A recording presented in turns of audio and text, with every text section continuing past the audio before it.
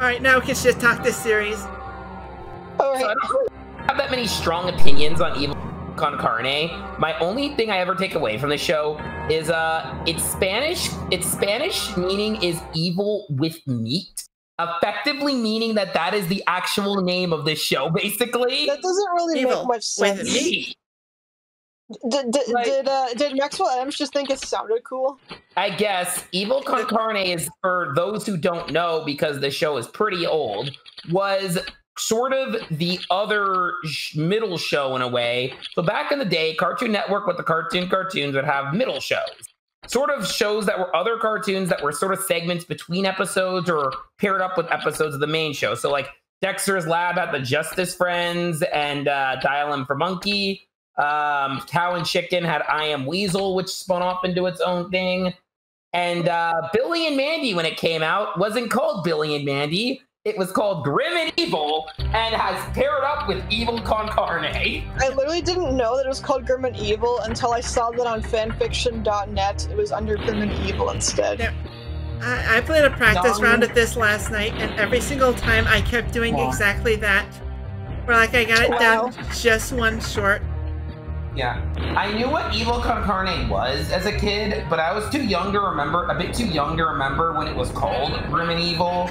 So whenever my impression of Evil Con Carne was it seemed to not last very long, and it was such a failure that they just threw Scar from the show as Billy's neighbor in Billy and Mandy. Hey, you want to see how broken this flamethrower is?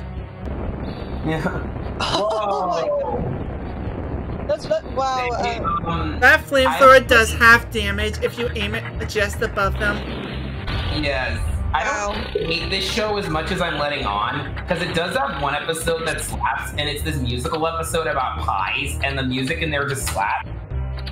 I mean, I'm pretty sure that it can be capable of having bangers. Yeah, I mean, ironically, since, you know, this show would be paired with a Billy and Mandy episode as its sister episode, ironically, the Pie Song episode's sister episode is the Little Shop Meteor parody episode of Billy and Mandy with Voltaire. Yep. Yeah, that freaking mech music lives rent-free in my brain. Oh. Yeah. I will say, this show always had some very memorable designs. Hector Con Carne's surreal bear with a brain thing always stuck out to me even as a kid. Yeah. Alright, going for the easy win. I will say, the show's kind of hard to really form an opinion for me on, because it's like, it's got all of Billy and Mandy's surrealness, but not a lot of stuff to ground it. Can we just appreciate this freaking windscreen? Oh my god, he looks so, you are the superior. Boss Dog looks so smug. Shit. Bruh. Alright, let's I blew up this person's entire home. Yeah. I blew up my enemy. Can They are homeless. Can we talk about how Hector the Brain is a common ship with the girl in this, Major Dr. Wait, why Patsy? though? Like, I haven't watched that many episodes of this show. I just know random stuff about it, mostly because I loved Billy and Mandy as a kid, and this show would frequently get paired with it naturally. Yeah. We just kicked this island and it's still standing. It's crazy. Oh, we're going to sleep. Goodbye. Yep. As they fire a torpedo. Yeah. Is this enemy even in the show? I thought his enemy was this fish named Cod Commando. Oh yeah, this guy exists. Okay. He also is in love with Dr. Ghastly. My god. I can't even be be surprised. This is the same creator that had Billy's aunt marry the show's version of the devil, basically. Oh yeah. Wake up! Wake up! And then they had a son who was voiced by Jimmy Neutron. Nurgle Jr. Yeah.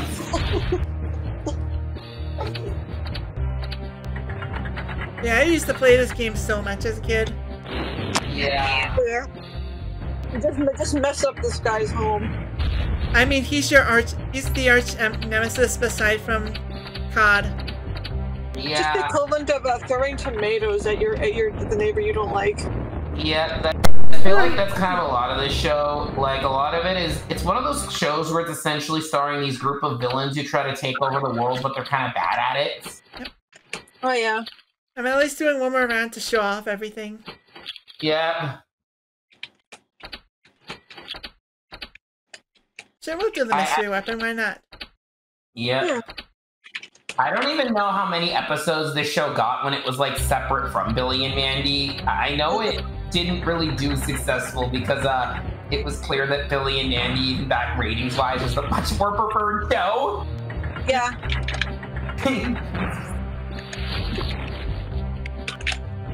Yeah. Let's see. Island armor cannon. That's Earthquake. Oh, that's what the torpedo is. Ooh. Oh, I do love the facial expressions in this game. But yeah, this freaking mech music lives rent-free in my brain. I like how, oh, wow. Why? They're just so, they're so petty. I love it. I love how Ghastly and Scar are apparently not helping you here. They're having an off day. Yeah, they're like, maybe we don't show up to work today. Yeah. I will say, later on, CN had this imported show called League of Super Evil, which was like this show, but worse and with even worse animation. Yeah. Oh yeah. I thought it was like maybe like a cross between this and Invader Zim. Yeah. It kind of was. Yeah. But... And I'm just thinking of that one kid who's like, I hate Invader Zim. Oh my god. I don't know why it's so funny. I those old internet videos that only I'm aware of. It's very hilarious. He also does it with like, I hate the amazing world of Gumball, and then rips up a picture of it. Wow. He really wants to show how much he hates this thing. He also did, I hate Phineas and Ferb. I hate Phineas and Ferb. I know there was like I know there was that one Rebel Taxi joke about Phineas and Ferb. Penis and Ferb. Yeah. I'm firefighter. I mean, it's about as, I mean, it's probably, I mean, and then you got, like, it just, the same energy as what people tended to say about Fanboy and Chum Chum. Yeah, it was like Fat Boy and Dum Dum. Well, actually, that's the later way. Well, I mean, then you got in a very, the kind of borderline offensive version. I heard, if you read cartoons back in, like, the early 2010s, especially late 2000s, early 2010s, especially when Fanboy and Chum Chum was new, you probably heard that name have words replaced with it, and they were like every slur under the book because that was that era of the internet.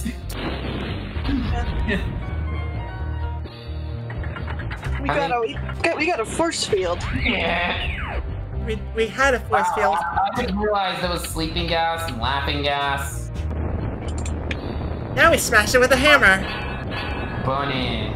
I always like how their base is just a bunny for some reason. Cute. Yeah, it's the least intimidating evil base ever. Yeah. Well, that was fun. Yeah, next game. Cartoon Food Bash. Would you believe that all of us are freaking Zoomers who are barely remember when cartoons were a common name on the channel? That's by pressing the space bar. Yeah, so Cartoon Network always loved their crossover material, and as you can tell on the title card here, we have to, I guess you're Johnny Bravo and you're dodging food. Bravo. Johnny Bravo, who I like to call the king of lost media, because his lost media is always very interesting. So basically, it's like a gauntlet. It's a gauntlet of like 3 or 5 feet. The one throwing the food, okay. Hi. Eds. Oh, hi, Eds. So are you gonna, alright, so by perspective, would you be Kevin or the Kanker sisters? I think we're our own character. The Kanker sisters really want to throw food at the Eds. Well, yeah, Kevin definitely would. Dork. You do that and then call them dorks. I like how Double D is just completely like... Double D is just space. You win. hot shot. Like Ed and Eddie have fitting reactions, but Double D is just neutral at all this. He seems like he's just mildly confused. Yeah, Double D. And poor Ed looks so sad. Yeah, Ed is depressed. Eddie is bitter, and Double D is just. Yeah, like he's like a germaphobe. Like, he would hate dirty, this. Dirty. He'd be like messy, dirty, or something. I like how that splat's just edited onto Ed. Just photoshopped. Powerpuff Girls. Oh, we got the Powerpuff Girls now. Oh, okay. Oh, we got hit. Oh, they can hit you. Oh, I guess because one of them's Buttercup and they hit you. Buttercup. It's gonna bowl. Yes. Wow, they're actually kind of hard. Hey, it's pretty difficult to do that when your opponent's very tiny. And they have smaller hitbox because they're small. Yeah, like this is what happens when you deal with someone with superpowers. They're just too good at things. Buttercup is willing to fight back. Oh yeah, they're all willing to fight back. It's actually like swatting. Bubbles isn't even that upset. She seems just like confused. Bubbles kind of wants to eat food. Blossom is just like, you know how much dry cleaning costs? Buttercup is just doing the Rant Sona arm cross. Oh, hi, Samurai Jack. Wait. Samurai Jack is the final boss. This is gonna be hard. Yeah, this is like... Samurai freaking Jack. Bro is a samurai, so he's gonna be naturally hard to hit. And he has a weapon. Not much to say. If we're talking Cartoon Network characters at their power levels, Samurai Jack is definitely up there. We just got a hit on him. He's not even trying to hit. He's just very good at defending himself. Well, yeah, he could probably parry them easy with his sword. Imagine Jack throwing food at Aku or the Scotsman. Wow. Scotsman. As long as you hit the freaking like spacebar as soon as they're about to throw, like that. I feel like I'm just thinking of that one Samurai Jack clip that's like, you can fly? No, jump good. As long as that was like the only episode I've ever seen. I didn't really care for a lot of action shows on CN that weren't like Teen Titans or Ben 10, so I didn't really watch a lot of Samurai Jack. Yeah, we definitely gotta play.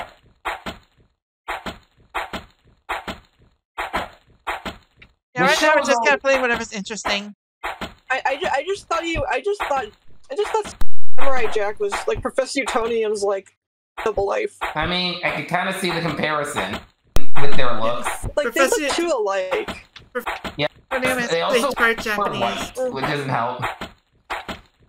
Yeah, Samurai Jack is just striking in that same pose. He's just walking the same time like a baseball player, like hey bada bada, hey bada bada. My gosh, his hitboxes is super janky too. Oh, yeah. I would imagine like it. I imagine where you have to aim for the ball. You got him. The lack of music makes this even funnier, honestly. Watch out. Gotta get back to the past. Get back. Yes. We did it. Oh my god, he's so good. Great job. You've won all 4 levels. You are paying for dry cleaning. This is not Japanese accent. Him and Johnny Bravo could do that to go get dry cleaning like in that one Cartoon at CN City bumper. Yeah, and then his robes are all pink. The thing that fueled many Johnny Bravo. Wait, actually, what if this is set right before that bumper? Because in that bumper, not getting their laundry, Samurai Jack, Johnny Bravo, and Blossom, who are all in this game. So I now had canon that this canonically takes place after that bumper takes place after this game. That makes sense to me.